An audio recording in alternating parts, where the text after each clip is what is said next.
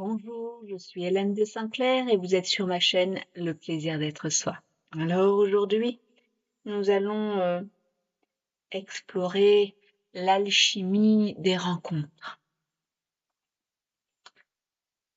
Souvent, nous avons en fait appris à regarder les rencontres sous l'angle du résultat.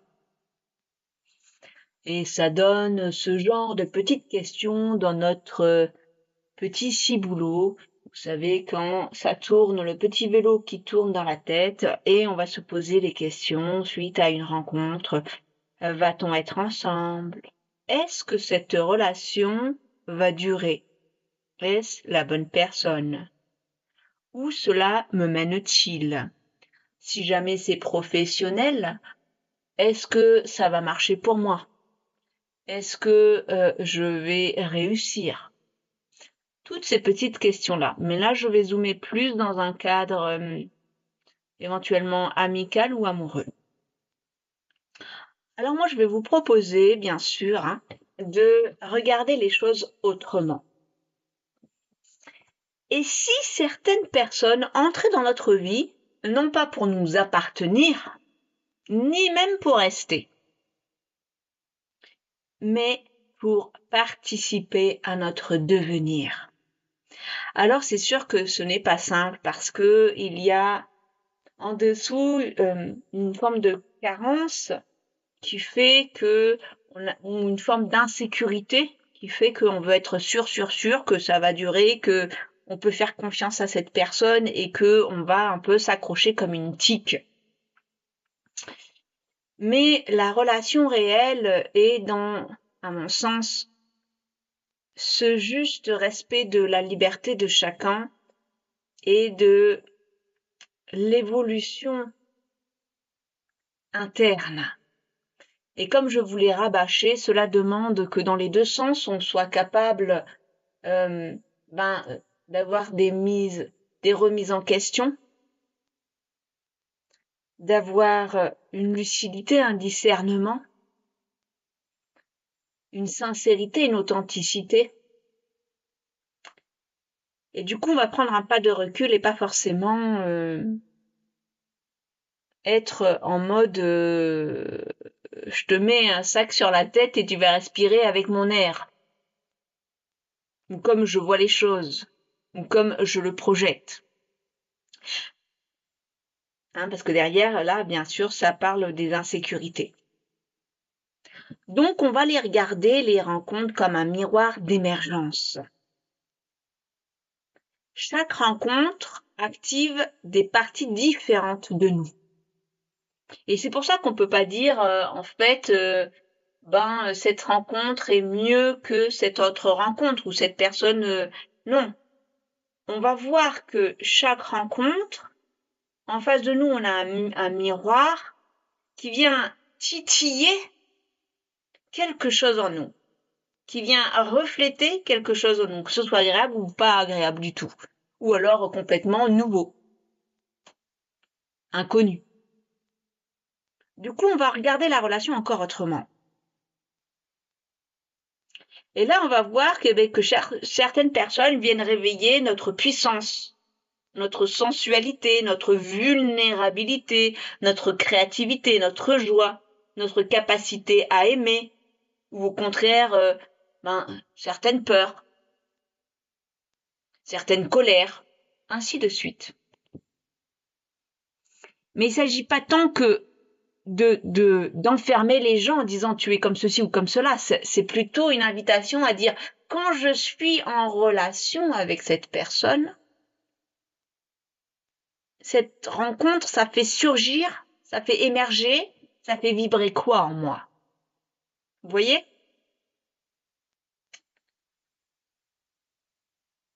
Alors, eh bien, la question, elle va devenir, elle va évoluer et devenir que suis-je en train de découvrir de moi que je n'aurais pas rencontré seule. C'est pour ça que je vous dis que ça devient des miroirs d'émergence. Et ça devient donc des rencontres initiatiques où si on a quelqu'un d'intelligent en face, Et quand je parle d'intelligence, je parle pas forcément d'intelligence intellectuelle, mais plutôt d'intelligence de cœur et de maturité. Eh bien, ces rencontres initiatiques, elles vont ressembler à des formes de passage. Elles ne sont pas toujours destinées à durer, mais ce n'est pas grave, parce qu'elles vont laisser une empreinte profonde et elles viennent nous enseigner. Alors elles viennent nous enseigner une limite, un désir, une blessure, une capacité nouvelle. Elles viennent nous enseigner à nous dépasser. Elles viennent nous enseigner à oser. Elles viennent nous enseigner à avoir confiance. Elles viennent nous enseigner quelque chose. Elles viennent nous enseigner à réparer quelque chose, ou quelque chose où on a été extrêmement blessé, on a fermé la porte, et là, bon, il y a ça qui ressurgit, je vois que là, ça appuie là, ça fait écho à quelque chose que j'ai déjà vécu, ou que j'ai hérité, par exemple, des parents ou de l'entourage. Allez, c'est le bon moment pour moi pour aller gérer ou régler ça. Alors, je vais vous proposer un petit exercice. Hein, vous le ferez quand vous voulez ou en direct. Je vais vous inviter à identifier, par exemple, 3 rencontres qui ont transformé votre trajectoire. D'accord? Et même si donc ça a transformé votre trajectoire et ces rencontres n'ont pas forcément abouti à ce que vous aviez imaginé ou projeté. Hein? Donc voyez ce qui est émergé, ce qui est sorti de ces relations. Hein? Et là, on va aller, donc c'est un petit exercice, vous le notez, c'est un petit travail que vous pourrez faire quand vous serez au calme avec vous-même. On va aller se diriger vers l'illusion de l'appartenance, parce que nous avons souvent confondu aimer, posséder, sécuriser et définir. Je vous la refais. Aimer, posséder, sécuriser, définir. Or, certaines rencontres nous invitent à une autre qualité de présence. Alors bien sûr, on ne peut pas faire ça avec tout le monde. Hein. Je vous dis, il y a vraiment... on va voir si en face de nous, on a quelqu'un qui est capable de se remettre en question ou pas. Qu'est-ce qui se passe, quoi? Quelqu'un où on est en sincérité, en honnêteté. Qu'est-ce qui se passe là? Hein? Alors, tout ça là, qui nous pousse à incarner une qualité de présence, va nous amener à un positionnement intérieur qui dit un truc du genre je te rencontre pleinement sans avoir besoin de te posséder. Je te rencontre pleinement sans avoir besoin de te posséder, de te museler, de te mettre le grappin dessus, de te contrôler. Vous voyez, on laisse respirer les choses, on laisse circuler. Alors bien sûr, hein, chaque rencontre, quelle qu'elle soit, vient activer en nous et en l'autre des archétypes. À ce titre, je vous recommande mon livre L'alchimisation des archétypes déviés. Je ferme la parenthèse. Chaque personne va agir comme un espèce de portail, comme une porte, et une porte archétypale. Donc, on va être face à celui ou celle qui réveille le désir, la confiance, la liberté, la blessure, le courage, etc. Et là, on va se poser la question, quelle facette de moi cette personne met-elle en mouvement? Et vous allez voir en fait ce qui vient gigoter à l'intérieur de vous. Alors, on va du coup aller dans un devenir plutôt que dans un choisir. Et là, on rentre dans le cœur de cette capsule. Nous sommes souvent obsédés par la question du choix. Qui dois-je choisir? Est-ce que c'est une erreur de m'ouvrir, de choisir, d'aller dans ce sens-là? De lui faire confiance. Derrière, on est tout dans cette question de choix. Alors que il y a une autre question qui est beaucoup plus féconde, beaucoup plus profonde, qui serait: qui suis-je en train de devenir? Quand je suis avec cette personne ou ce que cette personne me renvoie, qui suis-je en train de devenir? Parce que lorsque l'être mûrit, certains choix deviennent évidents sans effort. Et c'est là que quand ça glisse tout seul, que ça fait toboggan, en fait, le choix, je vais pas dire qu'on s'en fout, mais en fait, il est le résultat naturel, spontané, évident, parce qu'on a laissé être.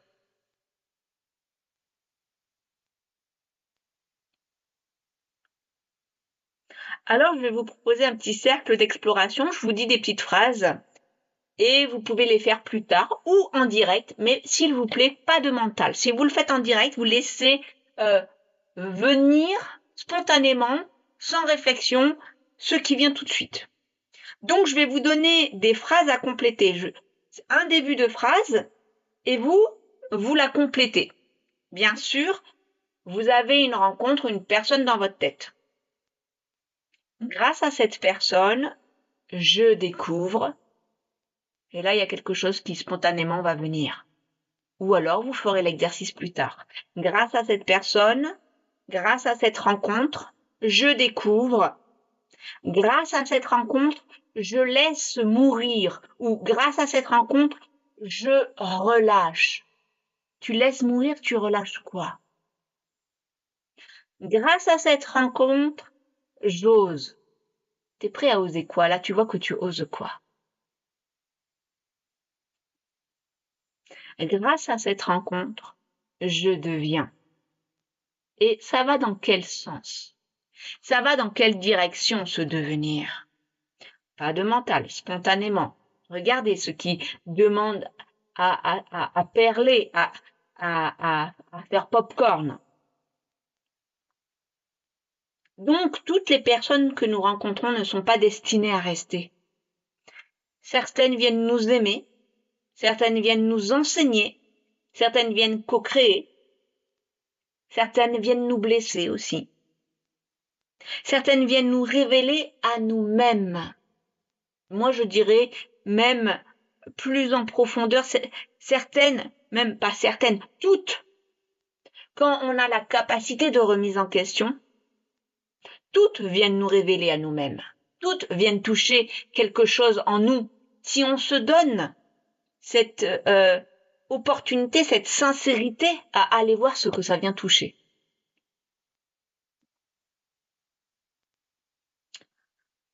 Alors, parfois la plus grande question, ce n'est pas qui est l'autre pour moi, mais plutôt qui suis-je en train de devenir grâce à cette rencontre.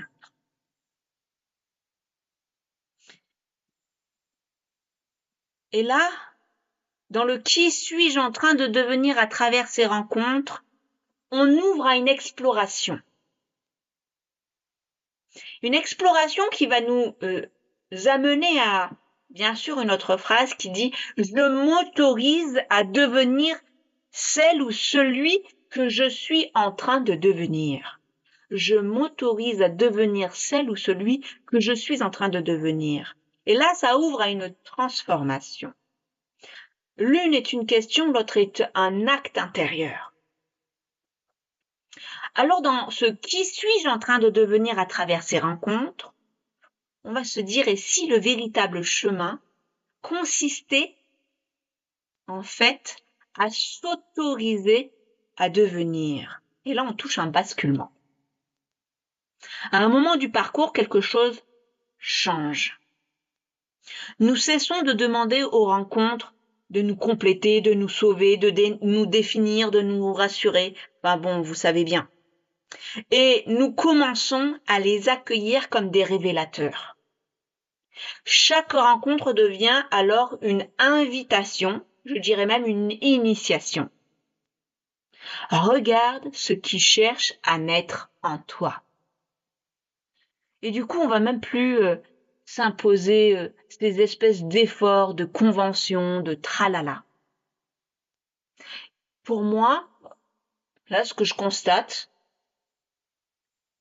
dans ce que je suis en train d'émerger, de devenir, c'est que je n'ai plus envie de faire d'efforts. J'ai plus envie de prendre sur moi et je n'ai plus envie de faire d'efforts. Donc, dans la relation, soit c'est une évidence, ça circule, soit, tant pis.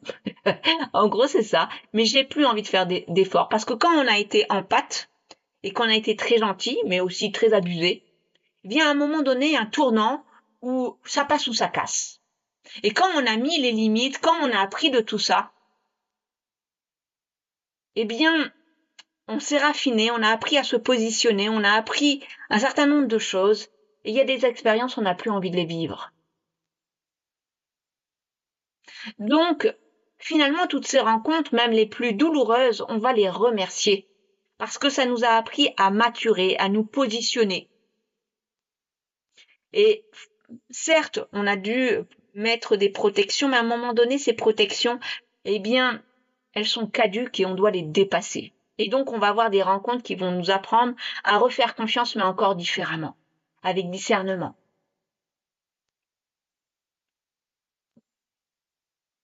Alors, dans tout ça, bien sûr, le grand obstacle, c'est quoi? C'est l'autorisation. Très souvent, on sait déjà ce qui cherche à émerger, mais on ne l'autorise pas du tout. Pourquoi? Parce qu'on attend une validation, une permission, le bon moment, la bonne personne. Vous savez, c'est souvent ah oui, mais j'attends la bonne personne. Hein? Un jour, bon, je vous l'ai déjà faite celle-là. Ou la princesse, hein? Oui, je fais le point. Bon. Vous voyez, hein? Bon, celle-là, on appuie sur la chasse d'eau. Donc la bonne personne, les bonnes circonstances, etc. Comme si notre devenir dépendait d'une espèce d'approbation, extérieure. D'ailleurs, c'était un lapsus intéressant vu que j'allais dire appropriation extérieure. Donc là déjà, on voit toute la prédation. Je te harponne, tu me harponnes. Donc ça, c'est poubelle aussi. Hein. Donc c'est comme s'il y avait derrière, dans ces incertitudes, insécurité, des besoins d'approbation extérieure. À un moment donné, ça, stop. Car en fait, la vraie question là-dedans, c'est qu'est-ce qui m'empêche de m'autoriser à être pleinement celle que je suis en train de devenir. On va aller sur quelque chose de peut-être qui va toucher à de la légitimité. Qu'est-ce qui m'empêche de m'autoriser à être pleinement celle ou celui que je suis en train de devenir? Alors bien souvent derrière, qu'est-ce qui s'y cache? Les fidélités invisibles, les allégeances invisibles. Hein, on porte bien sûr ces espèces de loyauté silencieuse. Rester petit pour ne pas déranger, rester sage ou gentil pour être aimé, rester disponible pour ne pas décevoir, rester dans l'ancien soi pour rassurer l'entourage ou pour se rassurer soi-même. Hein? Rester de côté ou rester dans une forme de je suis là mais je suis pas là avec un espèce de flou artistique, de fuite artistique, de distanciation, pour se préserver, pour se protéger. Donc oui, je t'aime bien, mais en même temps je fais attention, donc je suis là mais je suis pas là. Vous savez, hein, ce genre de petite tactique. Et toutes ces transformations importantes demandent systématiquement une désobéissance. Alors cette désobéissance, très chère, elle, bien sûr, ne concerne pas les autres. Ce n'est pas contre les autres, cette désobéissance, mais bien contre ce qui nous empêche de vivre, c'est-à-dire contre ces petites stratégies que l'on a mis en place depuis vitam aeternam, contre ces espèces d'allégeance, contre ces besoins de se sécuriser, contre ces besoins de se diminuer, contre ces besoins de fuir, contre ces besoins de contrôler, etc. Trouvez ce qui vous convient. Donc 3 petits points parce que là je n'ai fait que aborder, toucher le haut de l'iceberg, mais il y a plein de stratégies différentes. Vous voyez en vous quelle est votre stratégie. Alors, on va refaire un petit exercice de réflexion. Vous êtes tout le temps dans cette espèce de vibration en lien avec une personne. Et donc, avec cette personne, je sens que je suis en train de devenir 3 petits points. On a déjà fait un peu quelque chose comme ça. Ce qui cherche à naître en moi est, mais on va plus en profondeur, plus subtil. Ce que je n'ose pas encore m'autoriser est. C'est quoi que tu n'oses pas t'autoriser encore? Spontanément. C'est quoi qui sort? Et alors celle-là, elle est intéressante. Si je m'autorisais pleinement. Celle-là, c'est comme quand on dit, si j'avais gagné au loto, je ferais ceci ou cela. Bon, si il n'y avait pas toutes tes petites stratégies là, eh bien, ou si, il n'y avait pas tous ceux qui t'empêchent d'oser, si je m'autorisais pleinement, je complète la suite. Alors, on va rentrer bien sûr dans une phrase de passage. Ce sont des phrases que vous pouvez, celles qui vous parlent, répéter si vous voulez. Je n'ai pas besoin d'être arrivé, quelque part. Je n'ai pas besoin d'être parfait ou parfaite. Je n'ai pas besoin d'être sûr, certain ou certaine. Je m'autorise maintenant à devenir ce que je suis en train de devenir. Et grâce à toutes ces belles rencontres, quelles qu'elles soient, même si elles piquent. Certaines rencontres viennent nous montrer ce que nous désirons. D'autres viennent nous montrer ce que nous craignons. D'autres encore viennent nous révéler ce que nous sommes prêts ou prêtes à devenir. Alors peut-être que la question n'est pas seulement qui suis-je en train de devenir à travers ces rencontres, mais aussi ai-je la permission intérieure de devenir cette personne? Et si oui, je m'autorise à devenir celle ou celui que je suis en train de devenir. Belle intégration.